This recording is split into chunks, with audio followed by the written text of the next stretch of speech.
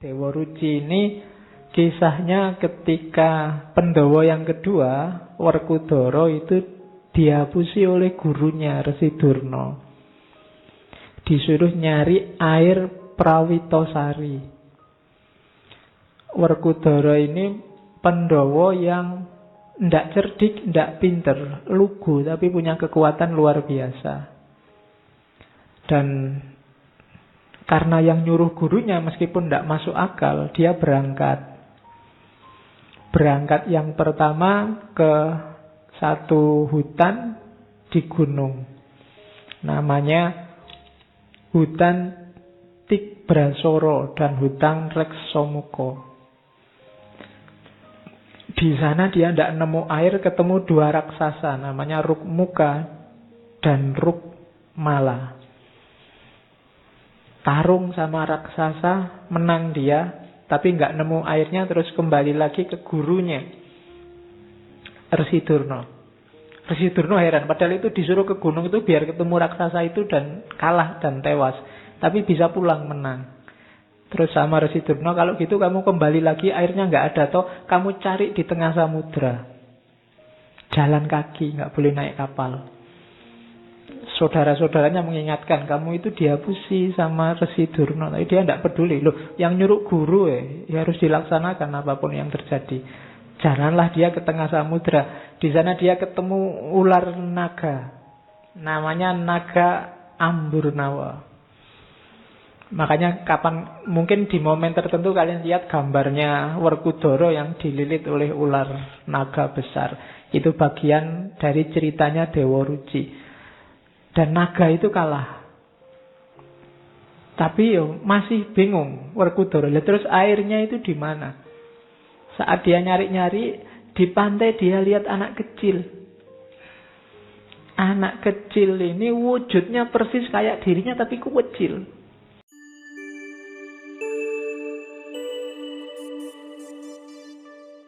Assalamualaikum warahmatullahi wabarakatuh.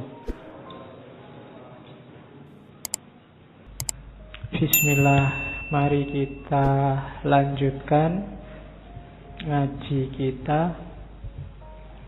Kita masuk ke simbolisme ya. Dewa Ruci. Dewa Ruci itu, ini kisahnya salah satu Pandhawa. Jadi Dewa Ruci ini kisahnya ketika Pandhawa yang kedua, Werkudara itu dihapusi oleh gurunya Resi Durna.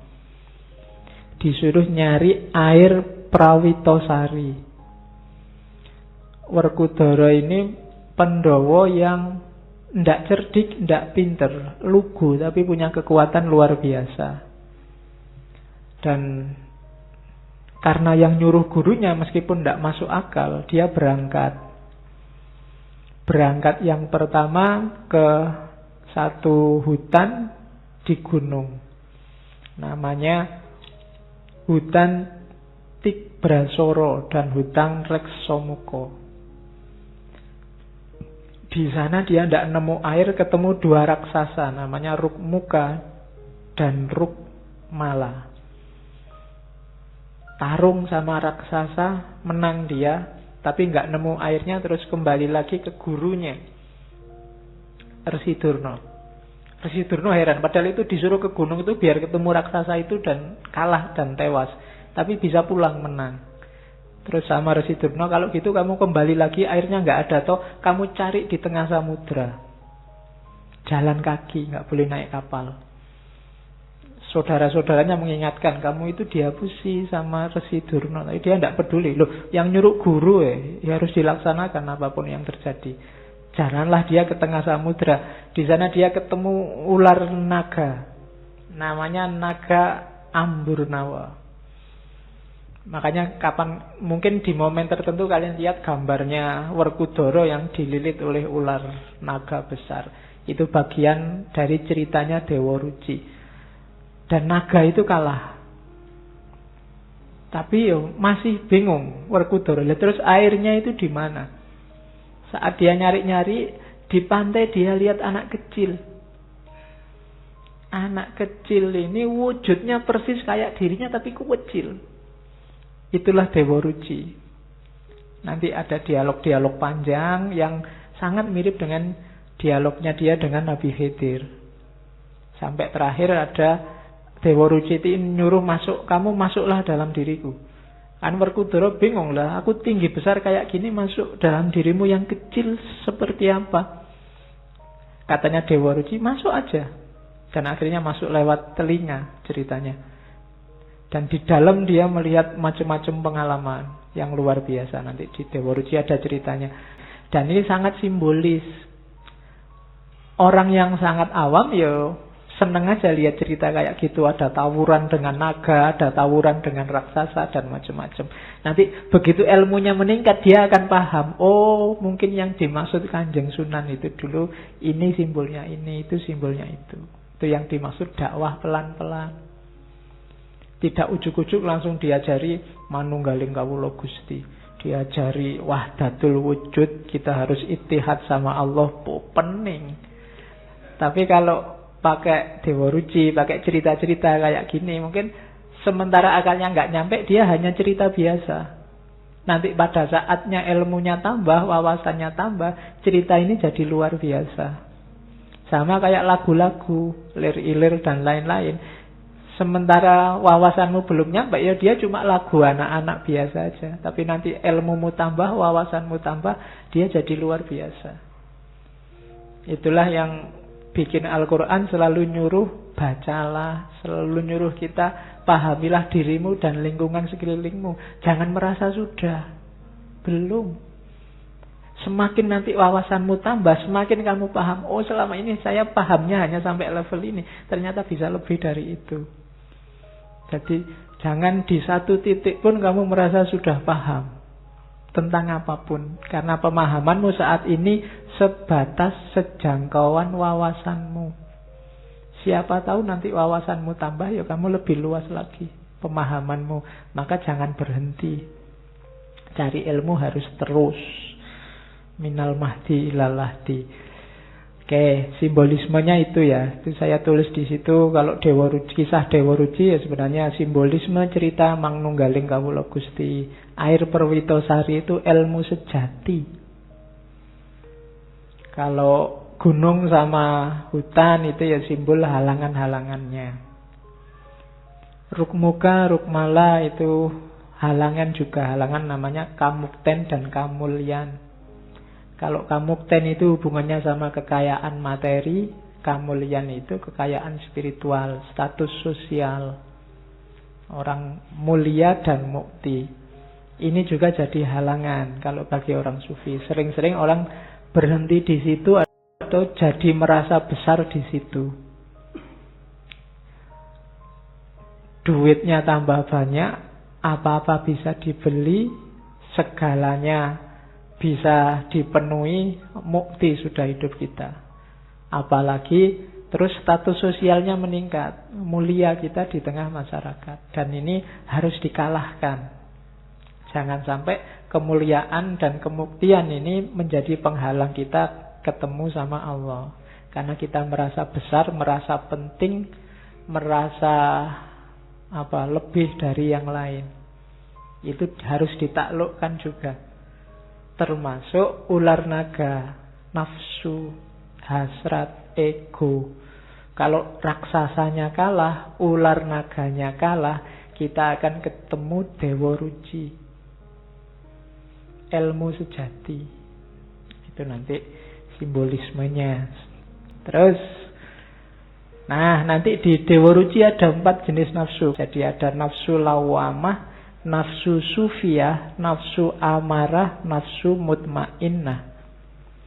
Ini juga yang diajarkan oleh Dewa Ruci. Jadi setelah masuk ke telinganya Dewa Ruci, kalau di Suluk Linglung setelah bergabung sama Nabi Khidir, di dalam situ melihat banyak cahaya.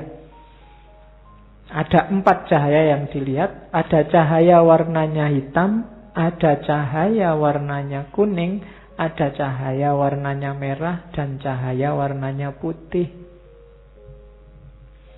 3 cahaya adalah penghalang, dan yang putih inilah yang tujuan. Cahaya Hitam itu simbol pikiran yang gelap, batin yang gelap. Ya kalau di Dewa Ruci, empat-empatnya ini saudaranya sendiri, Bima. Bima ini kan putranya Betara Bayu. Dia punya 4 saudara, Tunggal Bayu namanya. Sama-sama putranya Betara Bayu. Yang pertama Begawan Mainoko. Yang kedua gajah, jenisnya gajah, namanya Gajah Situbondo. Kemudian yang ketiga ada raksasa, namanya raksasa Joyorekso. Dan yang terakhir kera, namanya Resi Hanuman. Ini 4-empatnya satu saudara, 5 sama Bima Werkudara. Saudara satu Bayu, sama-sama titisan keturunannya Betara Bayu kalau dalam wayang. Nah, dipakai oleh Sunan Kalijaga jadi simbol-simbol nafsu. Yang Begawan Mainoko itu warnanya hitam, simbol dari batin dan pikiran yang gelap.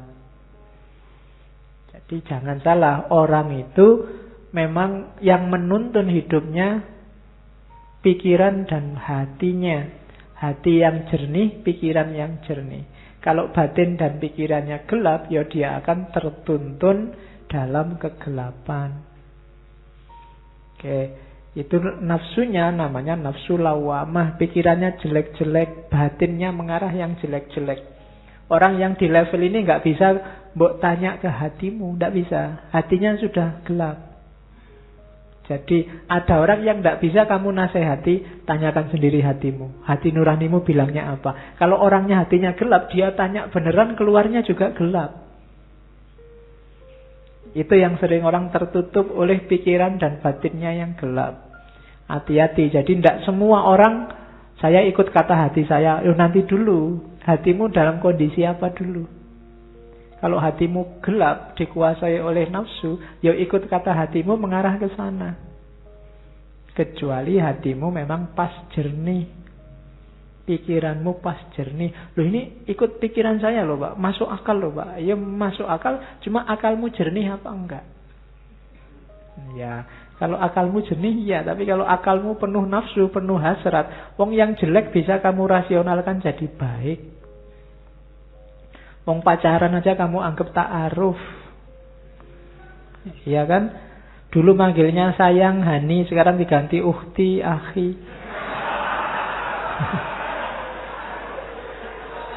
Iya. Aduh, wahai.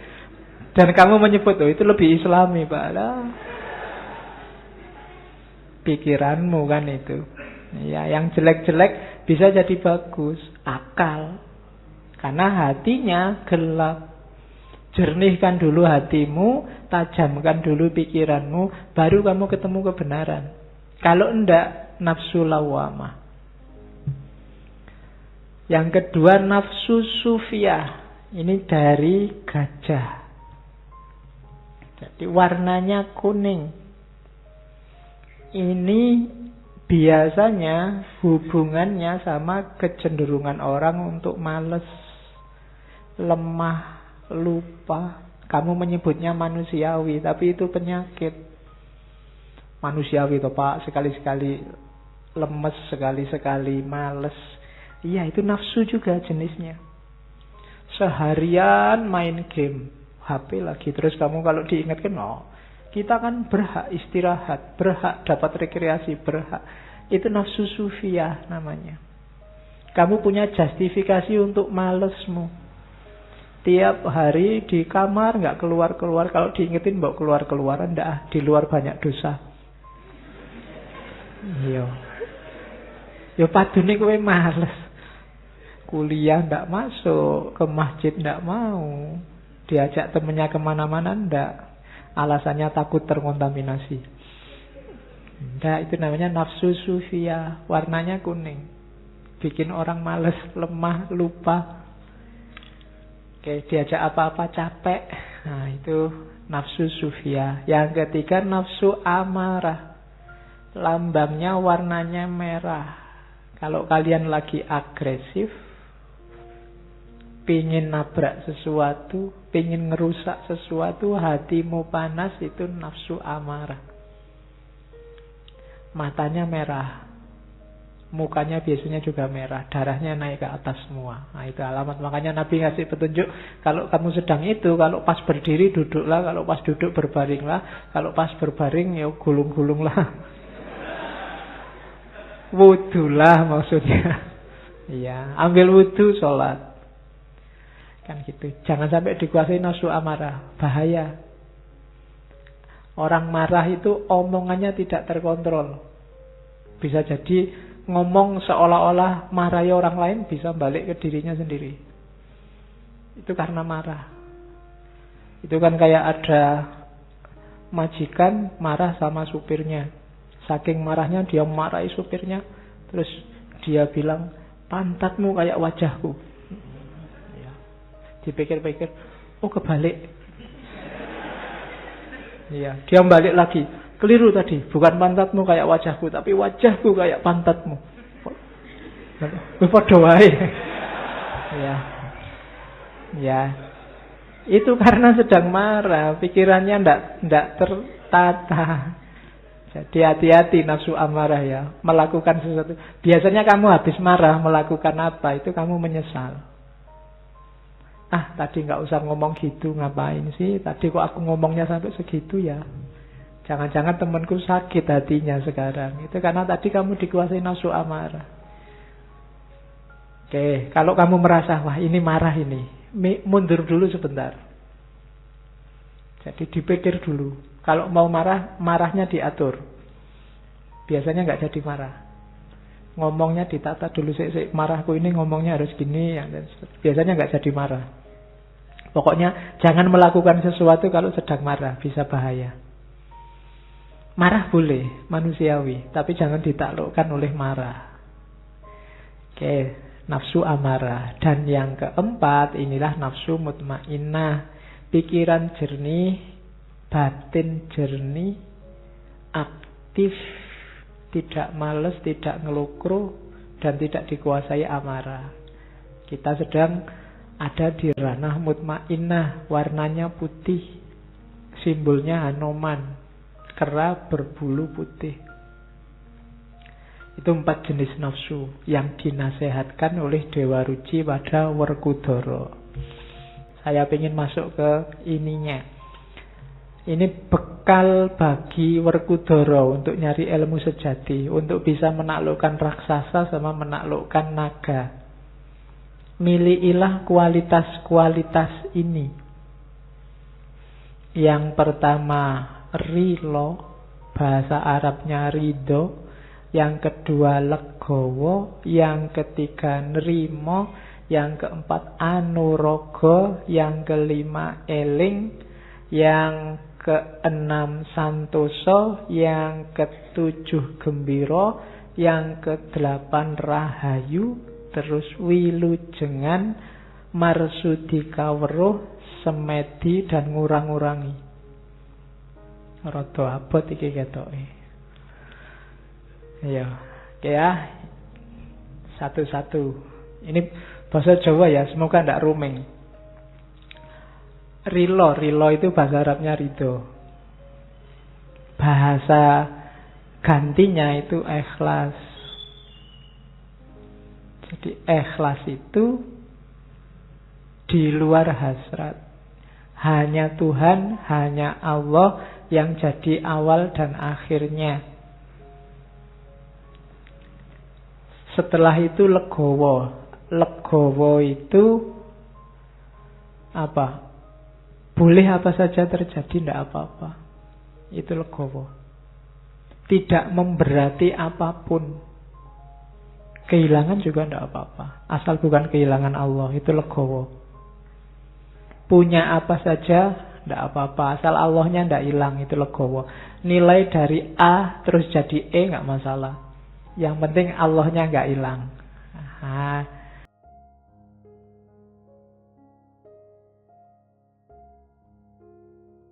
Dari punya pacar cakep terus diputus, dapat lagi, standarnya kok di bawahnya ndak apa-apa, legowo aja.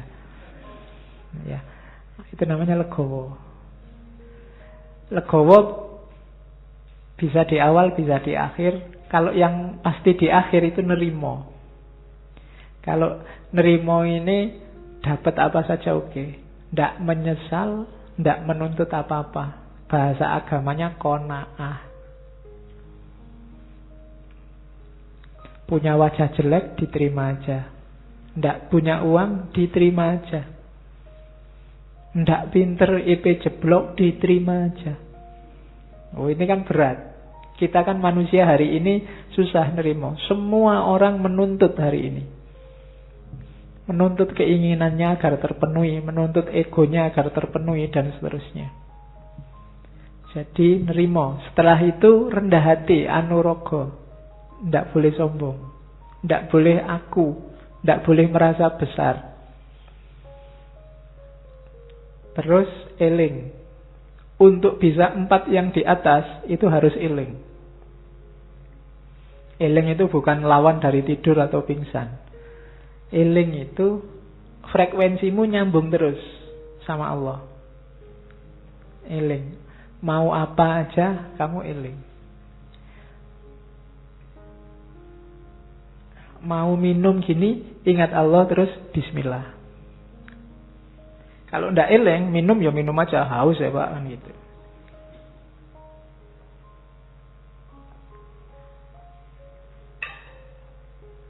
Terus santoso. Ini bukan nama orang ya. Bukan nama PO Bis juga. Santoso itu di Indonesia kan jadi sentosa. Makna pasnya itu selalu berada di jalan yang benar. Biar santoso, maka setiap kali baca Fatihah kamu berdoa ihdinas sirotol mustaqim. Jadi sebenarnya jalan yang benar itu kita semua sudah tahu. Tinggal mau konsisten apa enggak. Biar hidupmu santosa, konsistenlah dengan jalan yang benar. Terus gembira. Untuk menuju ilmu sejati nggak boleh stres, nggak boleh depresi. Orang stres dan depresi itu orang yang tidak rilo, tidak legowo, tidak nerimo. Tapi kalau kamu rilo, legowo, nerimo, kamu mesti ceria terus. Nggak ada sumpeknya. Kamu galau, sumpek, itu kan keinginanmu nggak terpenuhi. Cita-citamu gagal. Masa lalumu jelek. Kan itu. Itu berarti kamu ndak rilo, ndak legowo, ndak nerimo. Biar rilo, legowo, nerimo, ya gembira. Orang yang sudah mempunyai 3 karakter itu pasti gembira, ceria. Dari wajahnya kelihatan. Jadi orang dekat juga enak. Ndak mencurang, ndak sumpek, suntuk. Diajak ngobrol nggak enak. Dari mana mas? Dari belakang. Mau kemana? Mau ke depan. Susah. Dari mana Thomas kok jalan kaki aja? Emangnya harus ngerangkak?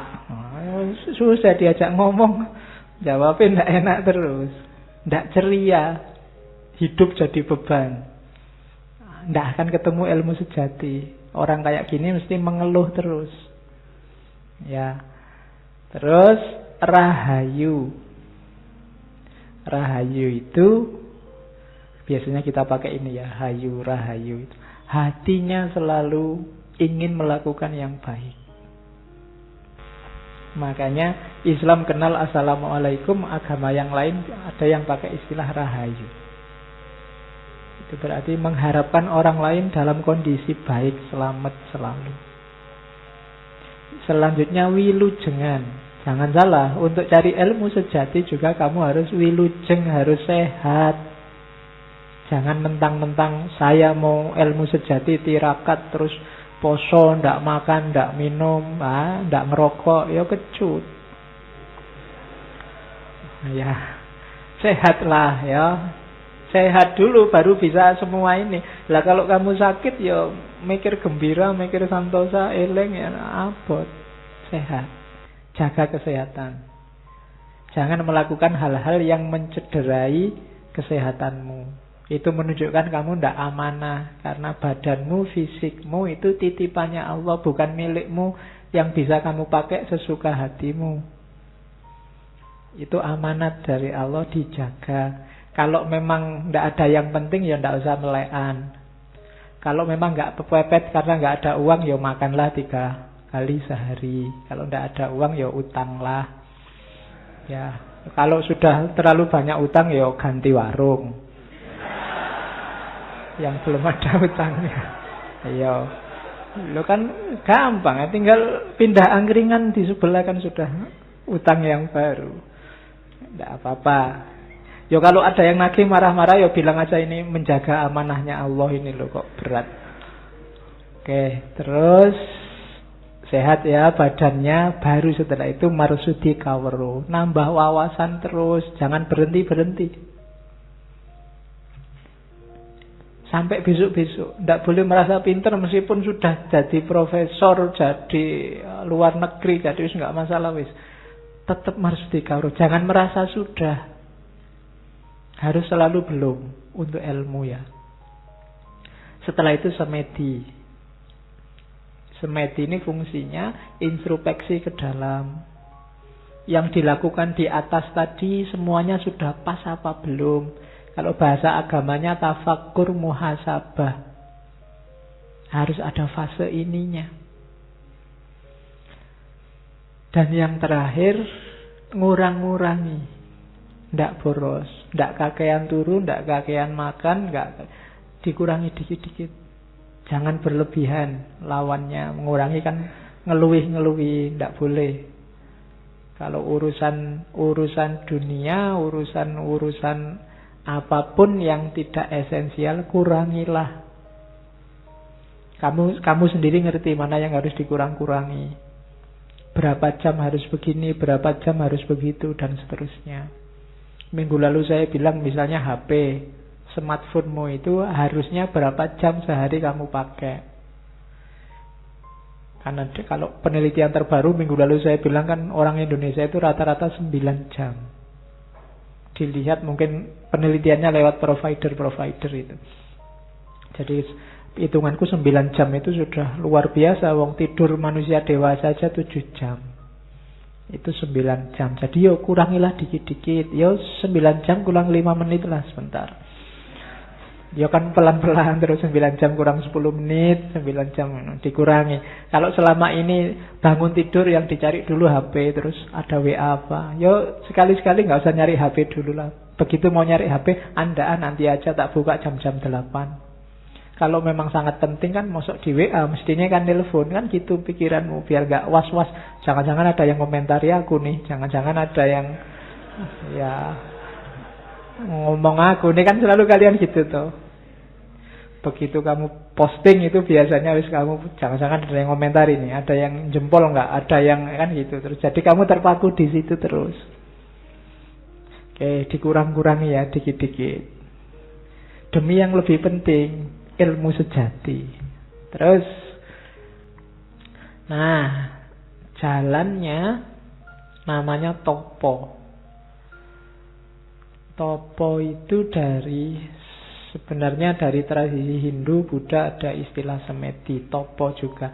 Topo itu dari tapa, dari tap atau tapas. Kalau bahasa Urdu, bahasa India artinya energi. Makanya kemarin itu ada sinetron dari India, ada tokohnya namanya Tapasya. Ya kalian yang ahli nonton itu ya, saya kan cuma dengar sama lihat. Nah, kalau Tapasya itu artinya energi penting, energi vital. Maka disebut tapa itu berarti apa? Upaya menaklukkan energi dan menguasai energi hidupmu. Itu tapa namanya. Latihan untuk menaklukkan dirimu. Nah, nanti di Suluk Linglung sama di Dewa Ruci ada beberapa jenis tapa. Ada topo untuk badan, untuk hati, untuk nafsu, untuk nyawa, untuk rasa, untuk cahaya, dan untuk atma. Ini narasinya bagus. Ada aspek toponya, ada aspek zakatnya. Topo itu ke dalam, zakat itu keluar. untuk mencari keutamaan badan, toponya adalah sopan santunlah. Jakatnya gemar berbuat baik. Maka kamu akan bisa menguasai energi badanmu, energi jasmaniahmu. Jadi sopan santunlah, beradablah, dan berbuatlah baik. Yang kedua untuk hatimu, toponya ada dua. Toponya adalah rela dan sabar. Zakatnya jangan berprasangka buruk, jangan suudzon pada orang lain, jangan percaya hoak. Ya, topomu itu, zakatmu itu, toponya rela dan sabar. Nafsu, untuk melatih nafsu, toponya adalah ikhlas. Nafsu itu selalu menuntut, meminta sesuatu, berpamrih. Jalan keluarnya apa? Latih dia untuk ikhlas. Kalau nafsumu terlatih ikhlas, dia akan lebih mudah dikontrol. Kemudian zakatnya adalah tangguh menghadapi ujian, kesengsaraan, dan pemaaf. Jadi nafsumu akan bagus kalau dia tangguh, tidak gampang tergoda, dan pemaaf. Karena begitu kamu nggak memaafkan, yang tersisa dalam dirimu hanya dendam. Dan dendam itu yang rusak bukan yang kamu dendami, tapi dirimu sendiri. Nah, itu lakunya nafsu. Sekarang kan lagi tren tidak memaafkan di Indonesia. Ya, apapun itu. Ya, meskipun bahasanya halus. Ya, maaf sih saya maafkan, tapi urusan hukum jalan terus. Itu sama aja tidak memaafkan. Ya. Dan kamu mau dibodohi dengan kalimat-kalimat semacam itu. Loh, ini kan sudah ranahnya hukum, ya berarti kamu tidak memaafkan. Nah, itu berarti kamu tidak menjalankan toponya nafsu. Terus nyawa atau roh. Rohmu akan tersucikan kalau kamu topo jujur. Dan zakatnya, perilaku keluarnya tidak mengganggu orang lain, tidak mencela orang lain. Hari ini mungkin roh kita agak surem, agak tidak jernih, karena banyak di antara kita yang mencela orang yang tidak sefaham dengan kita. Dibikin-bikinkan cerita palsu bahkan. Dibikinkan mitos-mitos palsu, narasi-narasi palsu yang hari ini kita kenal dengan hoak itu. Itu menunjukkan bahwa jiwa kita, roh kita sebenarnya sedang keruh warnanya. Terus rasa, intuisi. Kalau ingin intuisi kita tajam, toponya adalah lakukan keutamaan, kebajikan. Hidup ini banyak pilihan dan kita pasti sudah ngerti ini baik, ini buruk, ini bijaksana, ini ngawur. Pilih yang utama terus. Maka intuisi kita akan tajam. Dan zakatnya adalah diam, menyesali kesalahan dan bertobat. Masih merasa bahwa kita punya banyak salah terus bertobat. Jadi kalau nyawa kita keruh karena kita tidak mencela, maka intuisi kita keruh kalau kita merasa selalu benar. Ketika intuisi kita keruh, ya kita tidak akan jernih melihat mana yang benar, mana yang salah. Lama-lama yang salah kita anggap benar. Terus cahaya. Nah, ini semakin masuk. Ini kan nyawa, dalam nyawa ada cahaya. Dalam cahaya nanti intinya ada dimensi ketuhanan namanya Atma. Jadi ini badan itu kan yang fisik. Masuk lagi hati. Dalam hati ada nafsu. Masuk ke dalam lagi ada roh. Masuk ke dalam lagi ada rasa. Masuk ke dalam lagi ada cahaya. Masuk ke dalam lagi ada Atma. Kalau cahaya tidak cuma yang utama, tapi yang suci. Dan zakatnya ikhlas total pada Allah. Kalau Atma, Atma itu intinya Hayu namanya, Hayu bahasa Jawanya, kehidupan yang itu dari rohnya Allah. Untuk kita bisa nyampe ke sana, kalau bahasa Jawanya eling lan waspada, awas dan selalu ingat. Kalau kita bisa menjalankan ini, maka hidup kita akan berkualitas. Jadi itu semua kan semacam rangkuman akhlak-akhlak mulia kalau kita belajar dunia tasawuf amali. Dan yang lebih mungkin diajarkan pada masyarakat dibandingkan yang lebih jelimet seperti saya bilang tadi. Ada lagi saya catat, ada toponya anggota badan. Ini yang fisik ya, yang badan tadi itu bisa dipilah jadi 1, 2, 3, 4, 5, 6, 7. Kalau bahasa modern mungkin namanya diet. Tapi diet rohani, bukan diet jasmani. Silahkan dikejar ya. Hari ini yang jasmani, yang rohaniah dan mental itu ada tesis yang menyatakan lebih berpengaruh daripada yang jasmaniah. Penyakit-penyakitmu itu banyak yang muncul karena aspek psikis dan mental, bukan aspek fisik. Itu kenapa orang hari ini lebih mudah kena penyakit, karena manusia hari ini lebih gampang stres dibandingkan orang-orang zaman dulu. Meskipun mungkin secara fisik kesehatan, gaya hidup orang zaman dulu lebih tidak sehat kalau pakai teori kesehatan modern. Nah, di Dewa Ruci ada topo diet rohaniah, diet mental, biar mentalmu sehat secara fisik. Yang pertama mata. Matamu itu, gak enak ya ngomong matamu. Yalah, gak apa-apa. Mata Anda akan sehat secara rohani. Rumusnya mengurangi tidur, ini berat.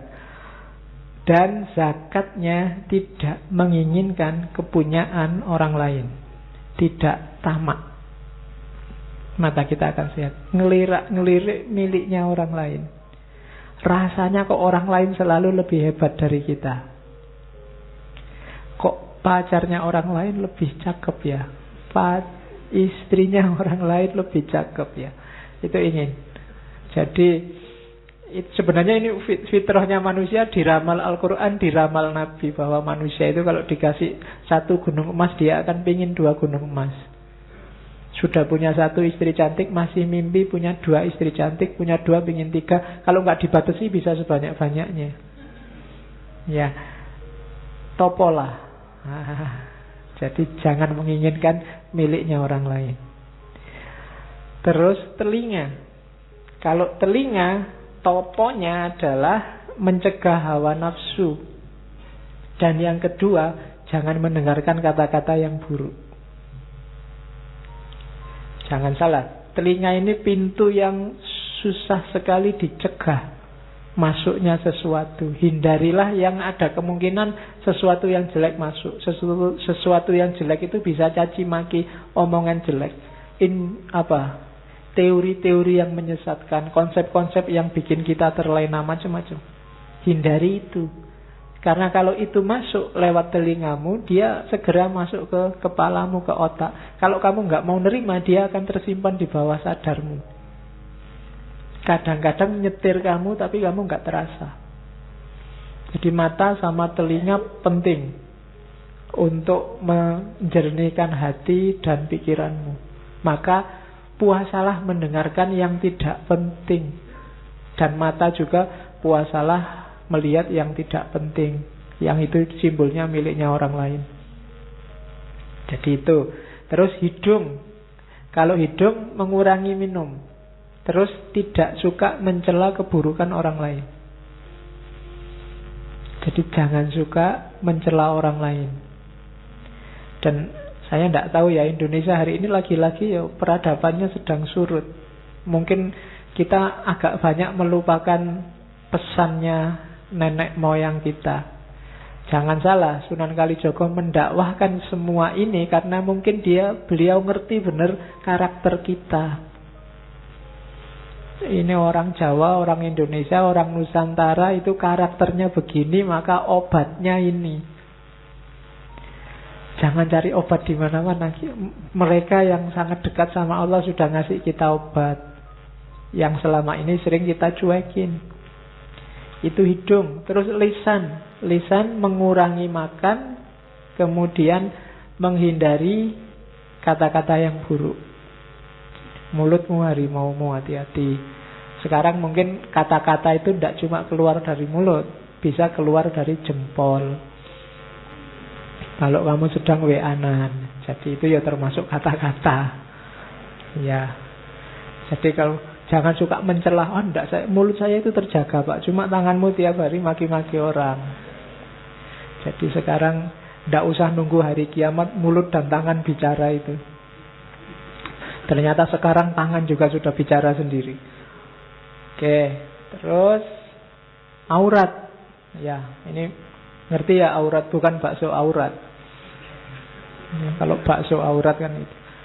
Auratmu itu toponya adalah menahan syahwat, zakatnya menghindari zina. Ini nggak usah tak jelaskan, di kepalamu gambarnya sudah banyak. Terus referensimu kan banyak. Ya, terus tangan. Tangan itu toponya adalah tidak mencuri, tidak mengambil yang bukan haknya. Dan yang ketiga, zakatnya tidak suka menyakiti orang lain lewat perbuatan kita. Kaki, ya, tugasnya apa? Menghindari berbuat jahat. Hindarilah. Dan zakatnya apa? Introspeksi. Jangan-jangan yang dilakukan selama ini keliru. Lakukan topo ini, lakukan diet ini, maka kita akan sehat. Mata, telinga, hidung, lisan, aurat, tangan, dan kaki. Hidupmu akan tentram. Pakai rumus ini. Ini yang pesan bukan saya, tapi Sunan Kalijogo lewat Suluk Dewa Ruci dan Suluk Linglungnya.